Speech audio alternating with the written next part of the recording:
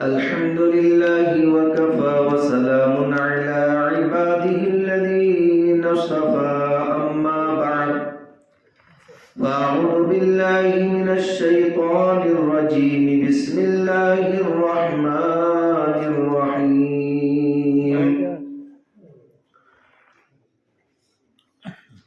يا أيها الذين آمنوا توبوا إلى الله توبة نصوحا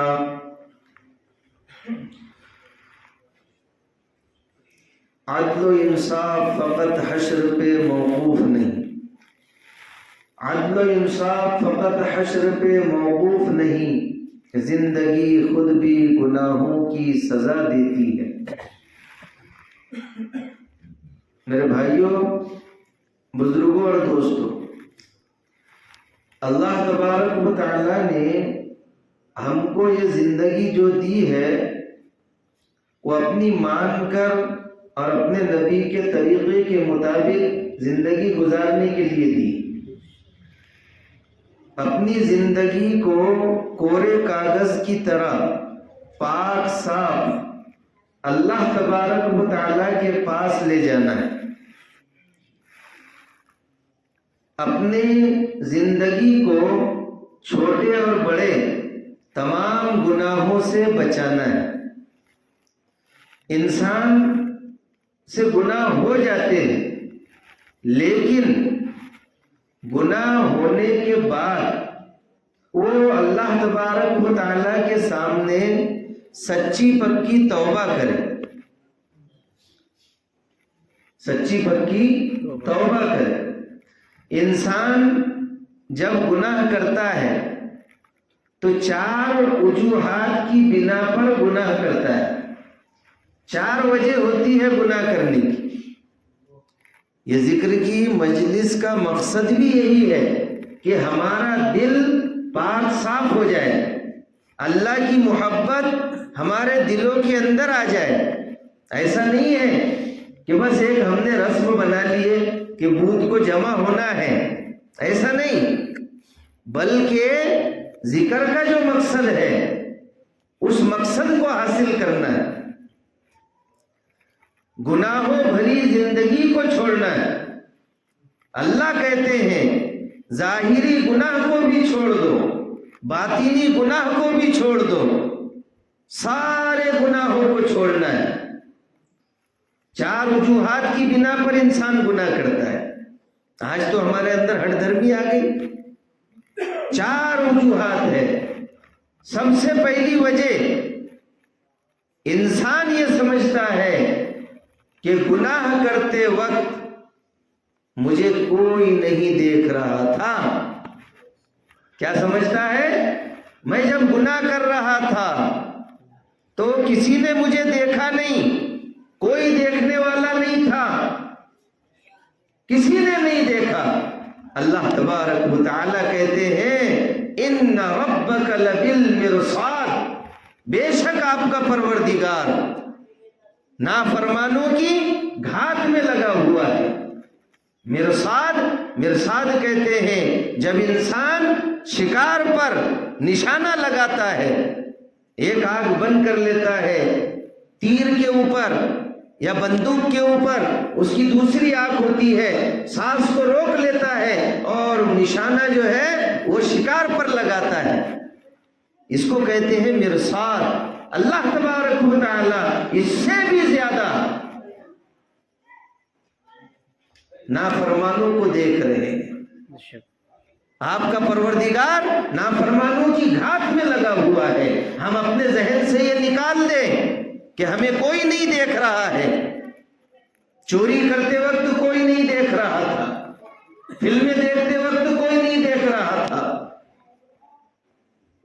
اور دیگر چیزوں کرتے وقت مجھے کوئی نہیں دیکھ رہا تھا۔ کوئی دیکھے نہ دیکھے، کوئی دیکھے نہ دیکھے، اللہ تو دیکھ رہا ہے، اللہ دیکھ رہے۔ دیوار کے پیچھے کا ہم کو دکھائی نہیں دیتا، لیکن اللہ تبارک و تعالیٰ تو کالے پہاڑ پر کالی چوٹی رات کے اندھیرے میں اگر وہ چلتی ہے اور جو وہ لکیر بناتی ہے اللہ تبارک و تعالی اس کو بھی جانتے ہیں. پہلی وجہ. دوسری وجہ کیا ہے؟ دوسری وجہ یہ ہے کہ کسی کو کیا پتہ چلے گا؟ کسی کو کیا پتہ چلے گا؟ میں فون پر بات کر رہا تھا، میں چوری کر رہا تھا، کوئی نہیں، کسی کو کیا پتہ چلے گا؟ اللہ تبارک و تعالیٰ کہتے ہیں کسی کو پتہ چلے یا نہ چلے، ہم دل میں کیا کھچڑیاں پکاتے ہیں، ہمارے دل کے اندر کیا ہے، ہم کیا سوچتے ہیں، ہم کیا ابھی یہاں بیٹھے ہوئے ہم کیا سوچ رہے ہیں، فوراً ہم یہاں سے چوک میں جائیں گے، ہم یہاں جائیں گے، چائے پیئیں گے، ایسا کریں گے، یہ ہمارے دل میں ہے. لیکن ان سب چیزوں کو کون جانتا ہے؟ وَهُوَ يَعْلَمُ خَائِنَةَ الْأَعْيُنِ. وہ اللہ تبارک و تعالی آنکھوں کی چوری کو بھی جانتا ہے، اور دلوں کے اندر کیا ہے، دلوں کے اندر کیا کھچڑی پک رہی ہے اللہ اس کو بھی جانتے ہیں. تو گناہ کرنے کی دوسری وجہ یہ ہوتی ہے کسی کو کیا پتہ چلے گا. آج ہم کر رہے ہیں، اللہ ہم سب کی حفاظت کرے. تیسری وجہ، یہ تو مختصراً بتلا رہا ہوں میں، تیسری وجہ یہ ہے کہ گناہ کرتے وقت میرے ساتھ میں کوئی نہیں تھا، میں چوری کر رہا تھا، میں موبائل میں دیگر چیزیں دیکھ رہا تھا، میں نے فلاں صندوق میں سے پیسے چرا لیے، میں نے کھیت میں گیا کوئی نہیں تھا لیکن کھیت میں سے میں نے چوری کر لیا. ہر چیز کے بارے میں انسان یہ سوچتا ہے کہ میں گناہ کر رہا تھا، میں فلاں کام کر رہا تھا، کوئی نہیں تھا، میں گھر میں اکیلا ہی تھا. انسان گناہ کرتے وقت چھوٹے بچے سے بھی شرما جاتا ہے، برابر کھڑکیاں بند کرے گا، دروازے بند کرے گا، کوئی آ تو نہیں جائے گا، کوئی دیکھ تو نہیں لے گا. تو اللہ کہتے ہیں کہ تم اکیلے نہیں تھے. ہم یہ سوچیں، ہمارے ذہن میں اگر یہ آ جائے گا کہ گناہ کرتے وقت، کوئی بھی کام کرتے وقت، میں جو بھی کام کر رہا ہوں، جو بھی قدم اٹھا رہا ہوں، تو سوچ لے پہلے قرآن و سنت کے مطابق ہے یا نہیں ہے. انسان یہ سوچ لے، یہ اپنے ذہن سے نکال لے کہ میں گھر میں اکیلا تھا، کوئی نہیں تھا. اللہ تبارک و تعالیٰ کہتے ہیں وَهُوَ مَعَكُمْ أَيْنَمَا كُنْتُمْ. أَيْنَمَا كُنْتُمْ، وہ تمہارے ساتھ میں ہوتا ہے. اللہ تبارک و تعالی جہاں کہیں بھی تم ہوتے ہو، اللہ تو ہر جگہ حاضر و ناظر ہے. ہم پڑھتے ہیں اللہ حاضری، اللہ ہمارے ساتھ میں حاضر ہے، اللہ ناظری، اللہ ہم کو دیکھ رہے ہیں. سی سی ٹی وی کیمرے سے ڈریں گے؟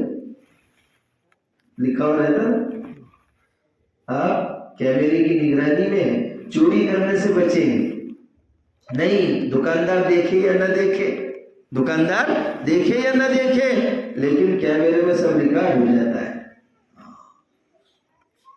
تو تیسری وجہ کوئی نہیں تھا، بولے گھر میں اکیلا ہی تھا. اللہ ہم سب کی حفاظت فرمائے. آج موبائل جب سے آ گیا، ظاہر میں تو انسان بڑا بزرگ دکھائی دے رہا، بڑا اللہ والا دکھائی دے رہا، لیکن اندر دیکھے رات ہماری محفوظ نہیں ہے.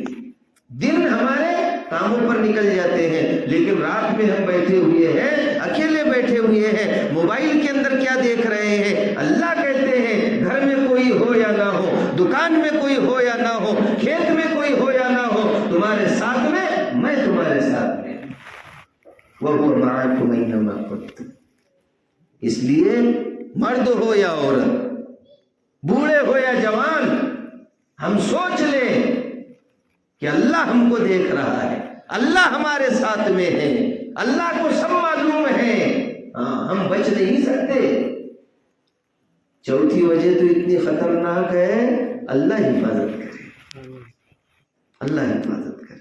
آج نوجوانوں کو دیکھو، پہلے زمانے میں ایسا تھا کوئی اگر غیر مسلم بھی کسی کو مار دیتا تھا تو کوئی کسی کو کچھ نہیں بولتا تھا. اچھا भाऊ चांगलं केलं, हाँ काही नहीं,